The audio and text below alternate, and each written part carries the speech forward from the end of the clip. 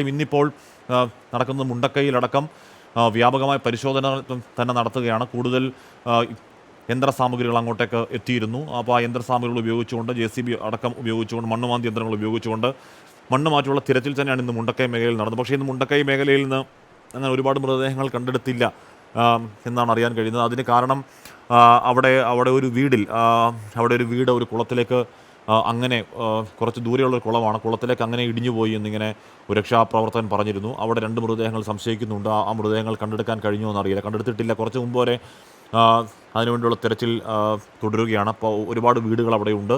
ആ വീടുകളൊക്കെ പൊളിച്ച് തന്നെ നോക്കണം എന്ന് പറഞ്ഞാൽ അമ്മാതിരി കോൺക്രീറ്റ് കട്ട, ഒരു കോൺക്രീറ്റ് മല പോലെ കിടക്കുന്ന കുറേയധികം വീടുകളുണ്ട്.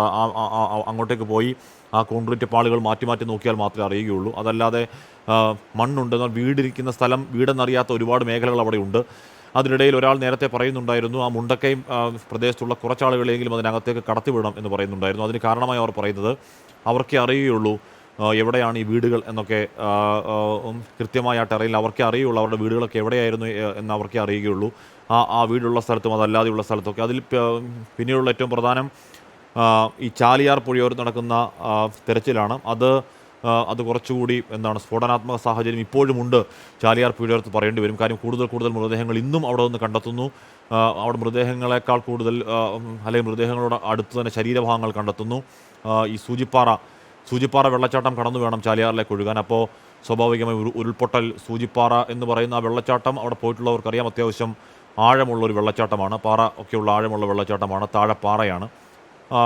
ദൗർഭാഗ്യവശാൽ അവിടെ നിന്ന് അങ്ങോട്ടേക്ക് താഴേക്ക് വീഴുമ്പോൾ ഒരുപക്ഷെ ചിതറുന്നതാവണം ആ മൃതശരീരങ്ങൾ. അങ്ങേയറ്റം വേദനാജീത് പറയുന്നതും ആ ദൃശ്യങ്ങൾ കാണുന്നതൊക്കെ അങ്ങേയറ്റം വേദനാജനകമാണ്. അതുമാത്രമല്ല, ഏറ്റവും ഒടുവിൽ ഇന്നലെ ഒരു 10 വയസ്സുള്ള പെൺകുട്ടിയുടെ ഒരു മൃതശരീരം കിട്ടിയത് മന്ദലക്കടവ് എന്ന ഭാഗത്തു നിന്നാണ്.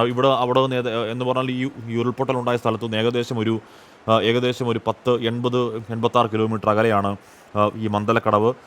ഇപ്പോൾ ഉരുൾപൊട്ടിയ സ്ഥലത്ത് നിന്ന് സൂചിപ്പാറയിലേക്ക് 6 കിലോമീറ്ററാണ്. അത് പോത്തുകല്ലിലേക്ക് എത്തുമ്പോൾ അത് ഏകദേശം പുഴ ദൂരമാണ് ഞാൻ പറയുന്നത്, 30 കിലോമീറ്ററിലേക്ക് എത്തുന്നു. പിന്നീട് പൂക്കോട്ടുമണ്ണ റെഗുലേറ്റർ ബ്രിഡ്ജിലേക്ക് എത്തുമ്പോൾ അത് ഏകദേശം ഒരു പുഴ ദൂരം അപ്രോക്സിമേറ്റ്ലി ഒരു 36 കിലോമീറ്റർ എത്തുകയാണ്. ഏറ്റവും ഒടുവിൽ ഇന്ന് വൈകുന്നേരം മൃതദേഹം കിട്ടിയ ഓടായിക്കൽ ആ പ്രദേശത്തേക്ക് എത്തുമ്പോഴേക്കും അത് 56 കിലോമീറ്ററിലേക്ക് ഉയരുന്നു. പിന്നെ ഇന്നലെ മൃതദേഹം കിട്ടിയ മന്ദലക്കടവ് എന്ന് പറയുന്ന ആ പ്രദേശത്തേക്ക് എത്തുമ്പോൾ അത് 86-90 കിലോമീറ്റർ ഉണ്ട് എന്ന് പറഞ്ഞാൽ പിന്നീട് അടുത്തത് ഊർക്കടവ് റെഗുലേറ്റർ ബ്രിഡ്ജാണ്. 100 കിലോമീറ്റർ എന്ന് കൃത്യം പറഞ്ഞാൽ ഈ ഉരുൾപൊട്ടിയ സ്ഥലത്തു നിന്നും ഈ ഊർക്കടവ് റെഗുലേറ്റർ ബ്രിഡ്ജ് വരെ 100 കിലോമീറ്റർ ദൂരമാണ് അവിടെയുള്ളത്. അതിന് അടുത്താണ് ഈ പറഞ്ഞ മന്ദലക്കടവുള്ളത്. അപ്പോൾ അത്രത്തോളം ദൂരം മൃതദേഹങ്ങൾ വന്നുവെങ്കിൽ പ്രിയപ്പെട്ട പ്രേക്ഷകർ ആലോചിച്ച് നോക്കണം എത്രത്തോളം വലിയ ആഘാതം അവിടെയുണ്ട്. ഏതൊക്കെ മേഖലകളിൽ ഇതിൽ പല ഭാഗവും വനമേഖലകളുണ്ട്.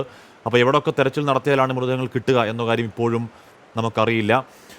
അപ്പോൾ അങ്ങനെ ചാലിയാറിൽ നിന്ന് കിട്ടുന്ന മൃതദേഹങ്ങൾ നിലമ്പൂർ ജില്ലാ ആശുപത്രിയിൽ ഒരുപാട് എണ്ണം കൂടുതലായി ഇന്നും അവിടെ കാണപ്പെട്ടു. സങ്കടകരമാണ്.